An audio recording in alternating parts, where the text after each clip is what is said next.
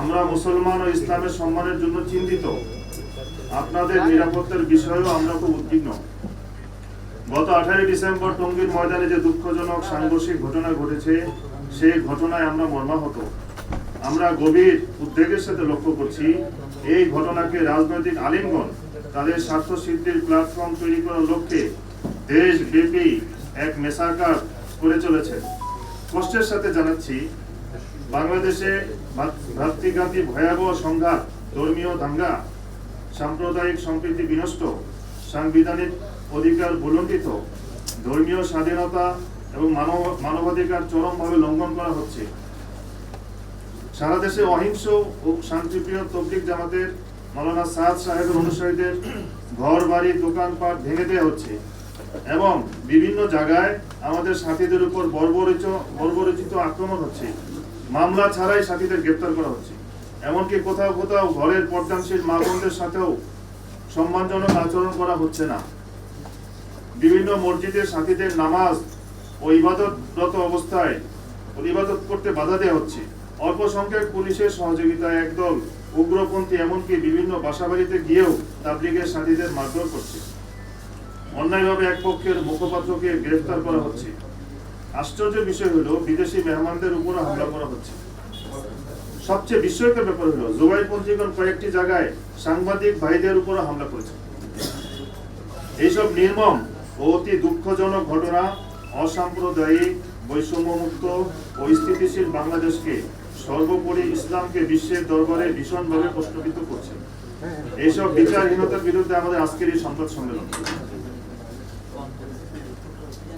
সব মানুষের ধর্মীয় সাংবিধানিক মৌলিক অধিকার নিশ্চিত করা না হলে দেশে ভয়াবহ অরাজকতা ও ক্ষোভের দাবানল ছড়িয়ে পড়তে পারে।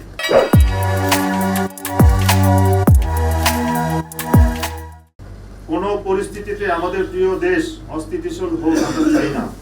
দেশে চরম অরাজকতা ও একটি চিহ্নিত সন্ত্রাসী মহলের ভয়াবহ জুলুম বন্ধে সরকার, প্রশাসন, মানবাধিকার সংগঠন, গণমাধ্যম, বিবেকবান সুশীল সমাজ ও জাতিসংঘ সহ সকল জাতীয় ও আন্তর্জাতিক সংস্থার সহযোগিতা কামনা করছি আমরা। সম্মানিত সাংবাদিক ভাইয়েরা, আপনারা দেখেছেন একটি রাজনৈতিক মহলের প্রকাশ্যে ইন্ধন, উস্কানি ও মদদে টঙ্গীতে দুই পক্ষের মধ্যে যে সংঘর্ষের ঘটনা ঘটেছে, সেটা কেন্দ্র করে সারা দেশে কিভাবে ভয়াবহ এক মব জাস্টিসের পরিবেশ সৃষ্টি করেছে।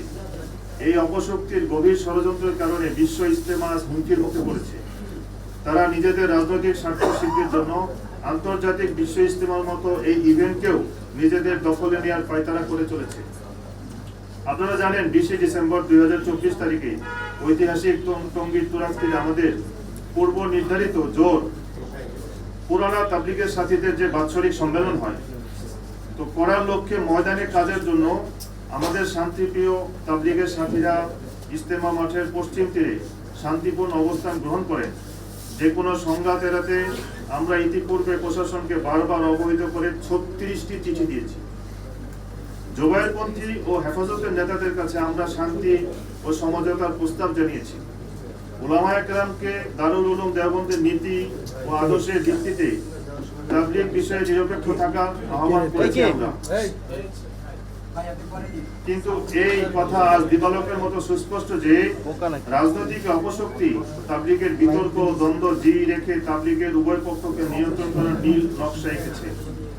মাওলানা সাদ অনুসারীরা ময়দানে আসলে তুরাগ নদী রক্তে লাল করার হুমকি দিয়েছেন হেফাজতের নেতারা, যে কারণে ওনারা কোনোভাবেই আমাদের সাথে সমঝোতায় আসতে তৈরি হননি। তাই আমরা অত্যন্ত সুস্পষ্ট ভাষায় জানাতে চাই, টঙ্গী ময়দানের ঘটনাটি তাদের ওই হীন ষড়যন্ত্রের একটি অংশ মাত্র।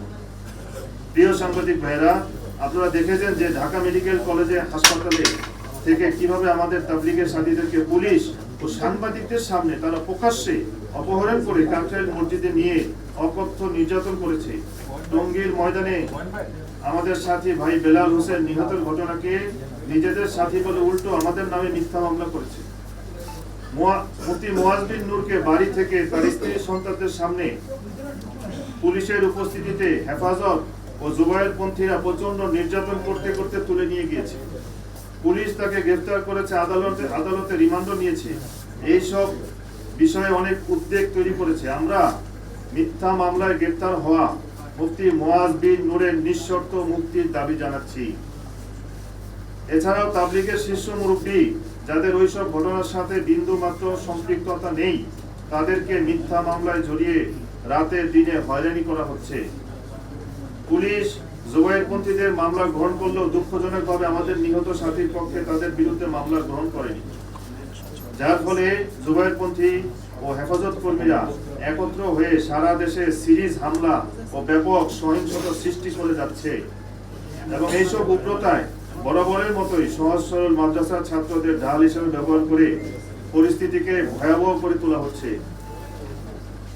প্রিয় সাংবাদিক ভাইয়েরা, আপনারা নিশ্চয় লক্ষ্য করেছেন, এমনকি এদের উগ্রতা ও নৃশংসতা থেকে জাতির বিবেক গণমাধ্যম কর্মীরাও নিরাপদ নয়। এসএটিভি ও চ্যানেল 24 এর গাজীপুর জেলা প্রতিনিধিদের উপর 18 ডিসেম্বর তারিখে টঙ্গী হসপিটালে জুবায়েরপন্থীরা হামলা চালায়, যার সংবাদ ফলাফল অনেক গণমাধ্যমে ইতিমধ্যে প্রকাশ হয়েছে। গতকাল 22 ডিসেম্বর 2024 তারিখে টাঙ্গাইল জেলা প্রশাসক অফিসে লাইভ সংবাদ চলাকালীন অবস্থায় ডিবিসি টেলিভিশনের জেলা প্রতিনিধির উপর জুবায়েরপন্থীরা হামলা চালায়। এই সময় আইনশৃঙ্খলা বাহিনীর সদস্যরা উপস্থিত থাকলেও সন্ত্রাসীদের আক্রমণ থেকে সাংবাদিকদের বাঁচাতে কোনো ভূমিকা পালন করতে দেখা যায়নি। আমাদের জানতে ইচ্ছা করে ধর্মীয় ফেসিবাদের এই ভয়াবহ উগ্রতার শেষ কোথায়? সাংবাদিকরাই যেখানে তাদের নৃশংস ও বর্বরতা থেকে রেহাই পাচ্ছেন না, সেখানে ভিন্নমত পোষণকারী ও সাধারণ মানুষের নিরাপত্তা কোথায়? ঢাকা সহ আমাদের সকল মাদ্রাসা ও শিক্ষা প্রতিষ্ঠানের ছাত্র শিক্ষকদের উপর জুবায়েরপন্থীরা হামলা করতেছে। আমরা গভীর উদ্বেগের সাথে জানাচ্ছি, দেশের বৃহত্তর এই জনগোষ্ঠীকে বরাবর বৈষম্য বিচার বঞ্চিত করা দেশকে ভয়াবহ অস্থিতিশীলতার দিকে ঠেলে দেওয়ার নামান্তর। প্রিয় সাংবাদিক ভাইয়েরা, আমরা বলতে চাই, গত কয়েকদিনে হেফাজতের নেতাকর্মীরা সারা দেশে তাবলিগের সাথীদের বাড়ি ঘরে মাদ্রাসা মসজিদে যে ভয়াবহ তাণ্ডব চালিয়েছে, তা বিভিন্ন দেশে উগ্রবাদী গোষ্ঠীর সংখ্যালঘু মুসলমানদের উপর ভয়াবহ নির্যাতনকেও ছাড়িয়ে গিয়েছে। জুবায়েরপন্থী ও হেফাজত কর্মীদের তৈরি মব জাস্টিস বিশ্বের দরবারে বাংলাদেশের সাম্প্রদায়িক বৈষম্যহীনতা ও সম্প্রীতির পরিবেশকে ভীষণভাবে প্রশ্নবিদ্ধ করছে। এসব ঘটনার সময় প্রশাসন কোথাও মামলা নিচ্ছে না, বিচারও পাওয়া যাচ্ছে না এবং সংশ্লিষ্টরা এগিয়েও আসছে না। মহামান্য প্রধান উপদেষ্টা ডক্টর ইউনূস সাহেবের মতো শান্তিতে নোবেলজয়ী ব্যক্তির আমলে এই চিত্র বর্তমান সরকারের উজ্জ্বল ভাবমূর্তিকে মারাত্মক ক্ষুণ্ণ করতেছে দেশে ও বিদেশে। প্রিয় সাংবাদিক ভাইয়েরা, টঙ্গীর ঘটনার নিরপেক্ষ তদন্ত করার জন্য আমরা বিচার বিভাগীয় তদন্তের দাবি জানাই। যারা এই ঘটনার সাথে জড়িত, উস্কানিদাতা ও পরিকল্পনাকারী, তাদের বিচারের আওতায় আনা হোক, এটাই আমাদের চাওয়া। সারা দেশে জুবায়েরপন্থী ও হেফাজত কর্মীরা নিজামুদ্দিনের অনুসারীদের উপর যে জুলুম ও নির্যাতন চালাচ্ছে, সেই সবের বিরুদ্ধে কঠিন ব্যবস্থা গ্রহণ করতে হবে। বারবার তাবলিগের সাথীদের এমন সংঘর্ষ করতে না হয়, সেই জন্য রাজনৈতিক ব্যক্তি ছাড়া তাবলিগের উভয় পক্ষকে নিয়ে সমঝোতার পরিবেশ তৈরি করতে হবে। আর বিদেশ থেকে আসবেন এমন মেহমানদের ভিসা সংক্রান্ত যাবতীয় ইন্তেজাম দ্রুত সম্পন্ন করতে হবে। নয়, সারা দেশে তাবলিগের সাথীদের পরিচালিত মসজিদ ও মাদ্রাসা সহ বিভিন্ন শিক্ষা প্রতিষ্ঠানের নিরীহ ছাত্র ও শিক্ষকদের নিরাপত্তা নিশ্চিত করতে হবে। 10, যে কোনো অবস্থায় সাধারণ মুসল্লি, গণমাধ্যম কর্মী ও সাংবাদিকদের নিরাপত্তা নিশ্চিত করতে হবে। এসব হামলা ও উগ্রতার কাজে মাদ্রাসার অবুঝ ছাত্রদের ব্যবহার করা যাবে না।